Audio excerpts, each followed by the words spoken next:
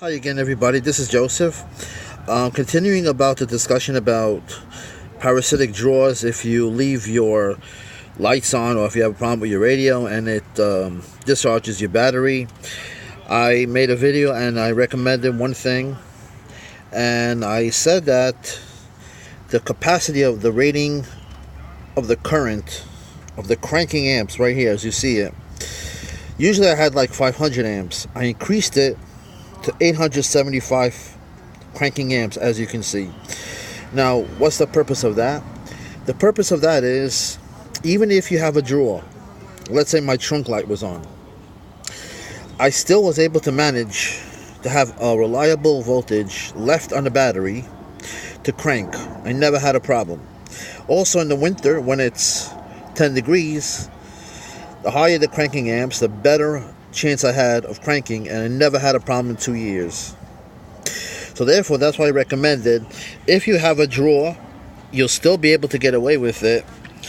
Instead of 500, which I had, I increased it to 875 cranking amps. Now, the cost is more, but it is well worth an investment to have peace of mind that the next morning you come, you're still going to be able to crank that engine. And I put the date on the battery so I know what time I installed the battery.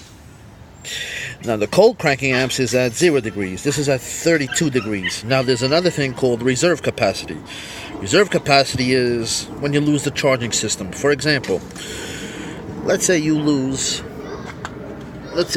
this is called the serpentine belt, which you see over here. Let's say that breaks. Obviously, you're going to lose the alternator, which is this. Now, what are you left with? You're left with the reserve capacity of the battery, whatever the charge is left with on the battery, which is about sometimes at 25 amps at 80 degrees and about 10.5 volts. That's how we rate it, reserve capacity. So if you ever have a charging system problem with the alternator goes out or the belt breaks, you are on the reserve capacity of the battery. The larger the capacity of the battery, the better, obviously. That's why I recommend it. So please subscribe to my channel, Automotive Electronics and Mechanics by Joseph. Thanks for watching.